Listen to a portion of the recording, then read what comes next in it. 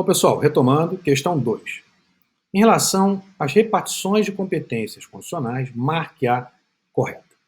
Importante, primeiramente, tecermos algumas considerações quanto à repartição de competências constitucionais. O primeiro ponto importante é destacar a teoria adotada pela Constituição quanto à repartição de competências. Caso a matéria seja de interesse predominantemente nacional, é conferida à União. Se for de interesse predominantemente regional, conferida aos estados. E de interesse local, conferida aos municípios. Logo, a teoria adotada é a teoria da predominância do interesse. A teoria que fundamenta a repartição de competências na nossa Constituição é a teoria da predominância do interesse. Vista a teoria adotada, temos agora que estabelecer distinções entre repartição de competência no plano horizontal e repartição de competência no plano vertical. A repartição de competências no plano horizontal indica conferir a cada ente federativo matérias diversas que não se tocam. Logo, é uma competência não cumulativa. Ela abrange as competências exclusivas e privativas. Então, a competência horizontal, ela é ou exclusiva ou privativa. Para você lembrar, não se esquecer, cada um no seu quadrado. A Constituição confere à União a matéria X, ao município a matéria Y, não se tocam. Cada um no seu quadrado, repartição horizontal de competências. Então, a repartição horizontal de competências engloba, abrange as competências exclusivas e as competências privativas. Já a competência vertical, ela indica que a mesma matéria é conferida a mais de um ente federativo simultaneamente ou cumulativamente. A competência vertical é todo mundo no mesmo quadrado, todo mundo na mesma matéria. Ela abrange as chamadas competências comuns e concorrentes. Identificada a competência horizontal e vertical, temos que examinar agora a natureza da competência.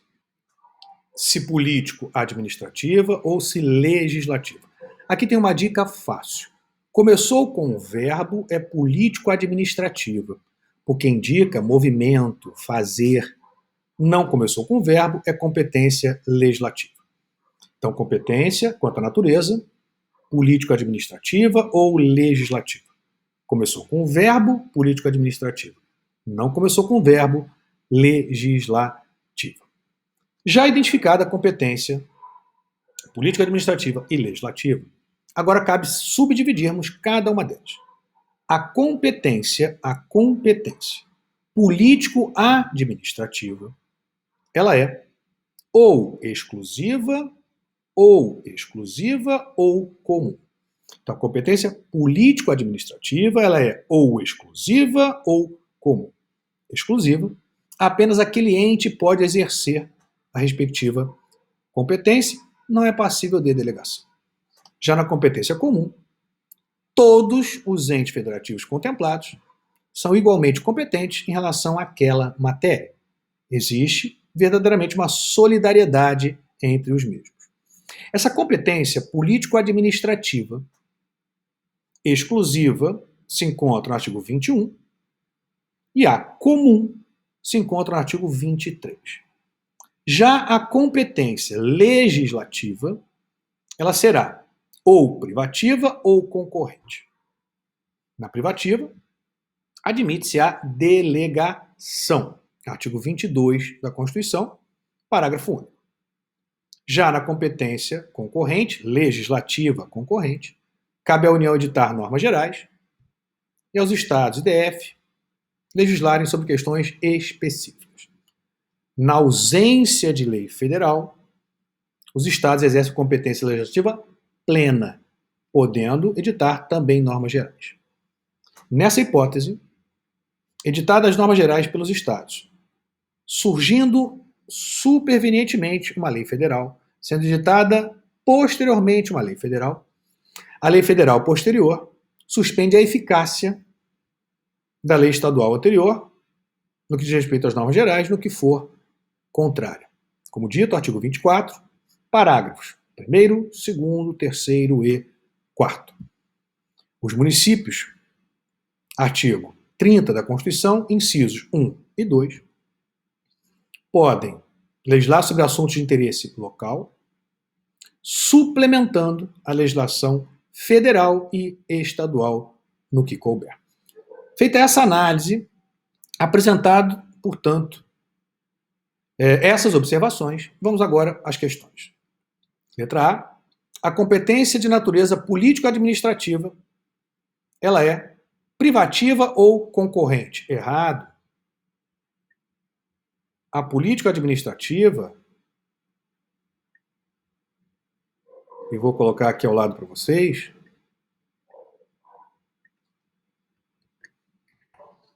artigo 21, exclusiva,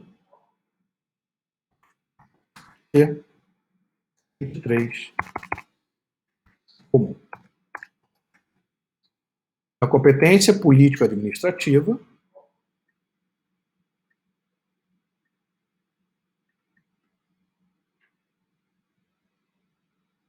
é exclusiva ou comum. A privativa ou concorrente é a competência legislativa. A letra B faz exatamente o contrário. A competência de natureza legislativa é exclusiva e comum? Não.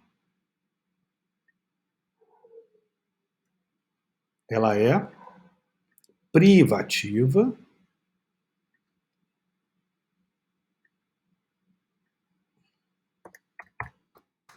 22, privativa e 24, concorrente. A competência legislativa, ela é ou privativa ou concorrente. A letra B também errada. Letra C. A competência concorrente só pode ser exercida, veja lá, só pode ser exercida após a União fixar normas gerais. Errado. Eu disse para vocês que caso a União não edite as normas gerais, o Estado exerce competência plena, podendo editar normas gerais. Então, letra C também é errada. Aos Estados é reservado de forma taxativa as matérias de sua competência. Não, os Estados possuem competência reservada residual. Ou seja, os Estados ficam com o que sobra, com o que não for conferido à União ou aos municípios. Então, os Estados possuem competência reservada residual. É reservado aos Estados o que for residual, o que sobrar. Ficou, portanto, como correto. Letra E. Os municípios possuem competência suplementar à legislação federal e estadual. Vamos ao artigo 30 da Constituição. Vou ler o inciso 1 e 2, tá? Diz lá. Compete aos municípios, inciso 1, legislar sobre assuntos de interesse local. Teoria da predominância do interesse. Mas o que importa para nós na questão é o inciso 2. Suplementar a legislação federal e estadual no que couber. Artigo 30, inciso 2.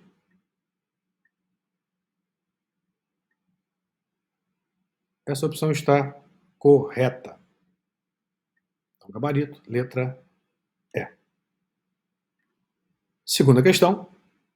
Na verdade, desculpe, terceira questão. Em relação aos tratados de direitos humanos, marque a alternativa correta. A. Pelo novo procedimento, serão aprovados por emenda à Constituição e não mais por decreto legislativo. Errado.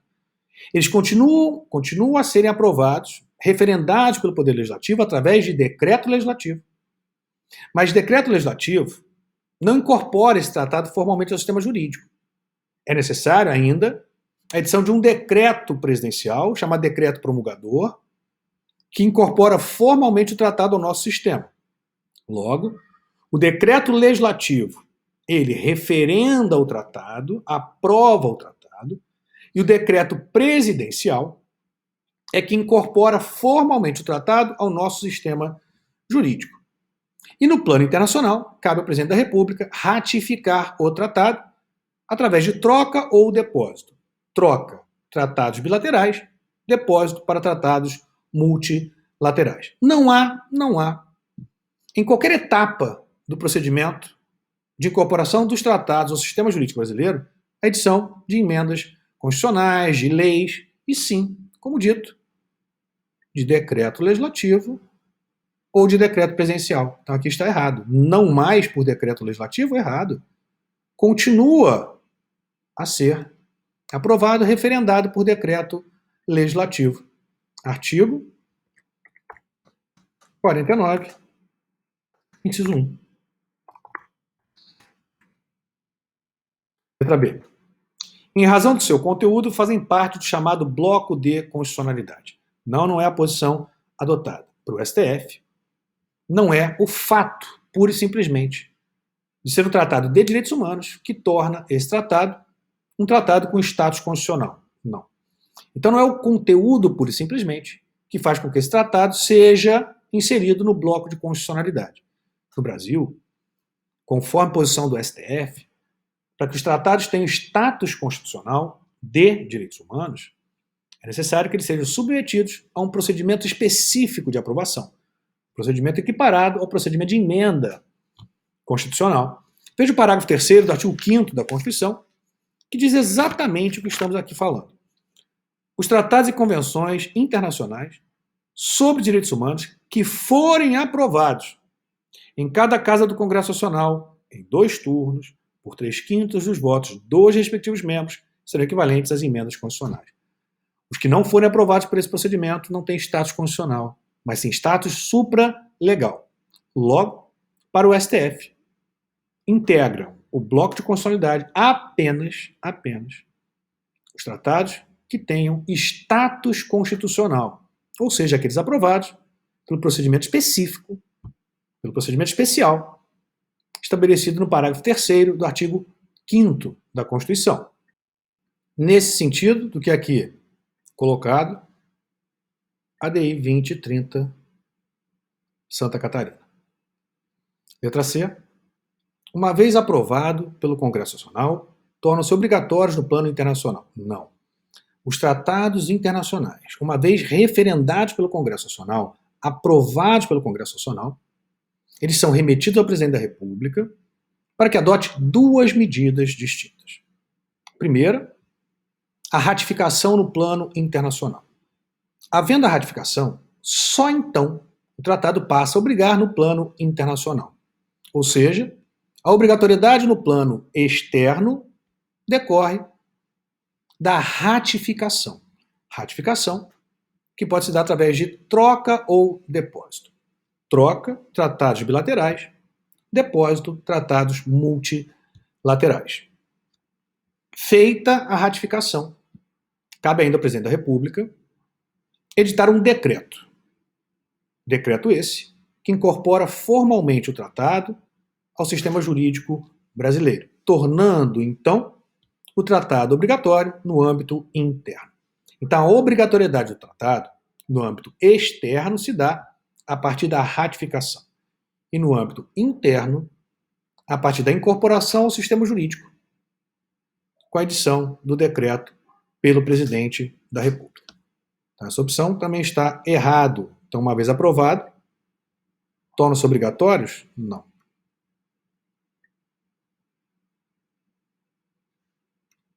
Correto, portanto, letra D. Atualmente podem ser submetidos a 2 procedimentos distintos de aprovação. Sim, os tratados internacionais de direitos humanos podem ser submetidos a 2 procedimentos distintos para referendo no âmbito do Poder Legislativo. Ao procedimento legislativo ordinário, tramitação bicameral, 1 turno em cada casa e quórum de aprovação de maioria simples.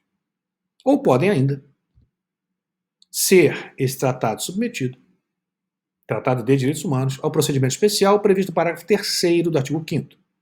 Tramitação também bicameral, 2 turnos em cada casa e código de aprovação de 3/5. Então, os tratados de direitos humanos podem atualmente ser submetidos a 2 procedimentos distintos: ao procedimento ordinário ou ao procedimento especial, em conformidade com o parágrafo 3º do artigo 5º da Constituição. Então, ficou correto, letra D. Vamos fechar esse bloco e já voltamos.